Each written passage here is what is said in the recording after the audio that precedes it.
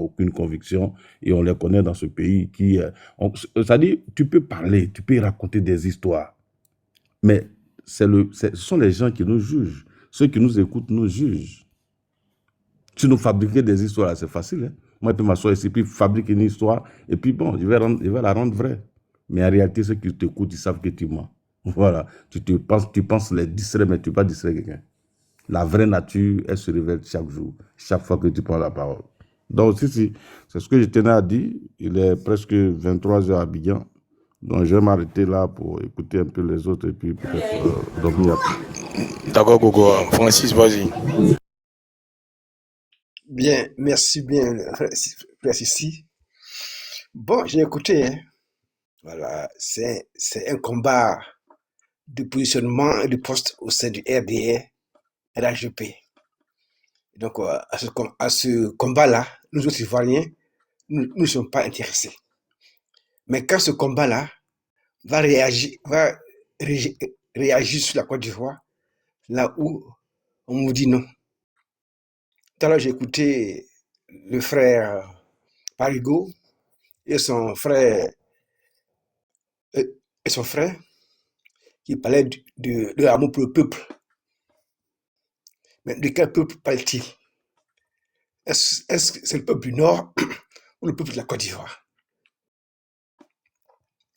Nous savons ce qui s'est passé en Côte d'Ivoire. Ce braquage de la Côte d'Ivoire. Et aujourd'hui, hier, ils étaient unis. M. Soro et M. Ouattara étaient unis pour braquer la Côte d'Ivoire. Aujourd'hui, ils se sont séparés et il faut sembler faire croire aux gens que nous sommes qui sont séparés. C'est des histoires. Le GPS et le RDR, RHGP étaient ensemble. Leur but, ils savent, mais c'est pas pour la Côte d'Ivoire. Leur ambition, c'est une ambition cachée, mais c'est pas pour une ambition de la Côte d'Ivoire. Et donc, aujourd'hui, en tant qu'Ivoiriens, les mêmes choses qu'ils ont fait pour attaquer la Côte d'Ivoire, braquer la Côte d'Ivoire, aujourd'hui, ils sont en train de continuer.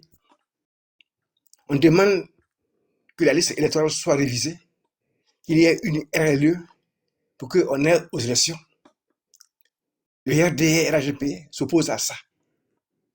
La Côte d'Ivoire donne une feuille de route à la CEI. Pendant 5 ans, de sortir une liste électorale fiable. La CEI est incapable de faire ça. Et on met ça sur la tête des Ivoiriens. C'est nous sommes à la base de ce qui est arrivé.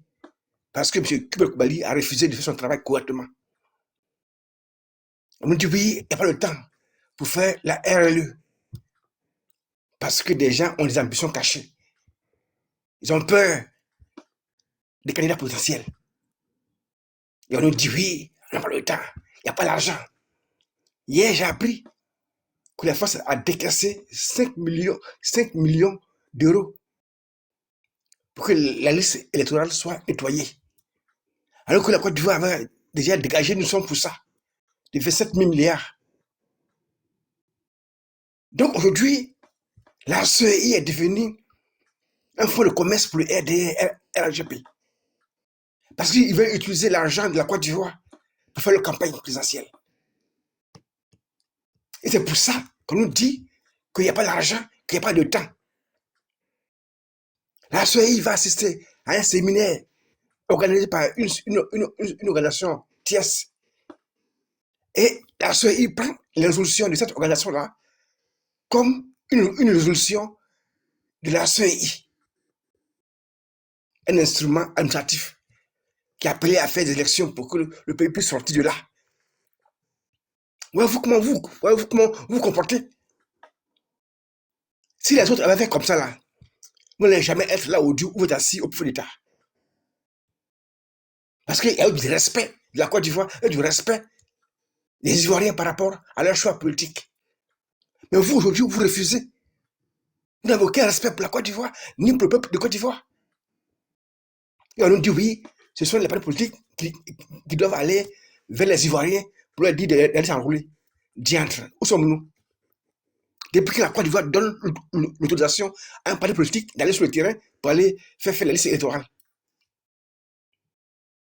Donc, au RD, on a l'impression que vous avez un problème. Vous confondez tout par rapport à vos intérêts mesquins. Et vous oubliez la Côte d'Ivoire. C'est dommage pour vous, hein. C'est dommage pour vous. Et c'est honteux. Et on nous dit, oui, on est intelligent, on avance. Bon Dieu. Bon Dieu. Quand je dis au RD, RAGP, il n'y a que des Nyambourou, on me dit, oui, je suis insultant. Non, je ne suis pas insultant. Parce qu'il faut comprendre une chose. Un État, c'est un État. L'État, là, c'est pour nous tous. Mais pourquoi le RDR veut s'approprier de l'État de Côte d'Ivoire comme si ça partit de l'organigramme et du RDR? Le père, il te donne quelques minutes pour chuter. D'accord. Donc, là, pour vous dire que la Côte d'Ivoire, là, est différente de votre RDR RAGP. Vous avez suffisamment causé du tort à la Côte d'Ivoire. Au niveau de la gestion des hommes et la gestion financière et matérielle de la Côte d'Ivoire. Là, il y a trop commune d'erreurs. Et vous continuez dans cette... Non, je finis en une phrase. Et vous continuez dans cet élan toujours pour que la Côte d'Ivoire soit un pays ingouvernable. Mais le RDR, RGP, vous serez responsable de ce qui va advenir demain par rapport à la Côte d'Ivoire. Parce que nous, Ivoiriens, cette fois-ci-là, on va pas se laisser faire par un groupuscule d'individus véreux comme ils sont au RDR, RHDP. Le GPS, pour moi, c'est pareil comme le RDR. C'est l'ensemble. Et la Côte d'Ivoire peut s'approcher de vous. Merci. Merci. Je vais répondre à ce monsieur-là. Ok. Permets-moi. Voilà, permets-moi, je vais lui répondre. D'abord, tu es bourré de haine contre les militants du Pas la haine, c'est pas la haine, non, monsieur. s'il te C'est pas la plaît, haine. ferme ton S'il te micro. plaît. Mais tu as parlé, on t'a écouté. Tu vois comment tu es indiscipliné. Tu as plus de 50 ans, tu peux même pas te discipliner sur le plateau. Tu vois, tu ne peux même pas, c'est-à-dire, tu vois, c'est-à-dire, aucune éducation, ça c'est un. Non, tu vois. Tu passes ton temps, bon, tu as vu, il est parti, bon, tu vois, il n'est pas courageux pour supporter la contradiction dont il va fuir. Il va passer son temps à insulter. Mais des gens qui sont bourrés de haine, qu'est-ce que la Côte d'Ivoire attend de vous? Et malheureusement, il est allé sur les partis de la Côte d'Ivoire depuis 1999. Mais tu es déconnecté du pays. Tu es resté dans un cliché ivoiritaire, j'allais dire, de haine. Mais il faut comprendre que la Côte d'Ivoire a avancé. Moi, je t'invite au pays, tu vas voir. Tu vas sortir du nuage dans lequel tu es. Le pays avance sous la houlette du président Ouattara. C'est des travaux partout. Et les Ivoiriens sont passés à autre chose. Votre haine va vous consumer. Malheureusement pour vous, votre haine va vous consumer. Et vous êtes en train de disparaître un à un. Tous vos partis politiques, vos micro-partis politiques sont en train de disparaître. Mais vous ne prenez même pas conscience. Vous pensez que les Ivoiriens ont encore ce temps-là? Les gens n'ont plus ce temps. Parce que le pays avance, le pays se développe. Et tous les résultats qui sortent, tous les rapports internationaux créditent la Côte d'Ivoire de bonne gouvernance. Et c'est ce que les Ivoiriens regardent aujourd'hui. Vous avez menti aux Ivoiriens sur l'IDH. Mais le rapport, il est sorti. Venez, on va débattre.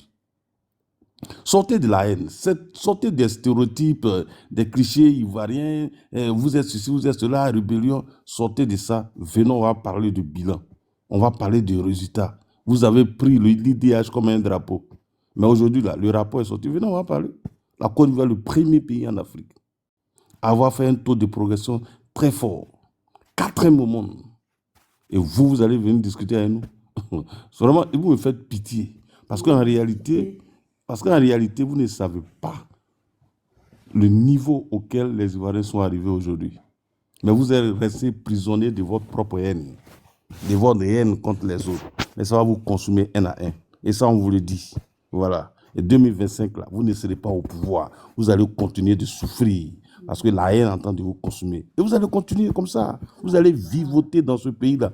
Vous qui êtes à l'extérieur et qui ne pouvez même pas venir au pays parce que dans ce moment, vous avez le mal du pays. Et vous êtes mis dans une prison. Vous pensez que si vous venez, quelqu'un va vous faire quelque chose. Venez en Côte d'Ivoire, vous allez voir. Quand vous allez sortir du pays, là, votre façon de regarder le pouvoir et le pays va changer. Bon, si c'est comme il a fui pour partir, donc je crois que je vais m'arrêter là. Il n'a pas le courage. Il n'a pas le courage pour écouter les vraies nouvelles du pays. Donc, on le laisse donc dans ce 2 mètres carrés de Paris, là. C'est ça qui le touche. Tu as plus de 50 ans, tu es parti en France depuis 99, tu n'as rien réalisé. C'est 20 seulement, tu bois et coup. Toi, bon, Miel, c'est bon. Il ne faut pas y dire des bêtises. Ok, Daddy. D'accord. Je pense que si, c'était le fils du noble qui devait régler les problèmes avec Véridique, si je me trompe pas.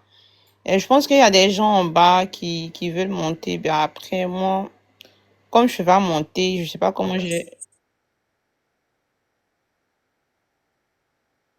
Ah, ok. Non, non, moi, je devais répondre à Véridique depuis, donc, Oui. voilà. Ouais, moi-même, là, j'ai laissé ma place à des gens, là. Tu penses qu'on a envie d'attendre ta haine, là? D'accord, mon grand frère fils du noble. Voilà. Si, je vais parler, je demande pas ton avis, je vais parler. Vas-y, grand frère. Alors, bonsoir à tout le monde.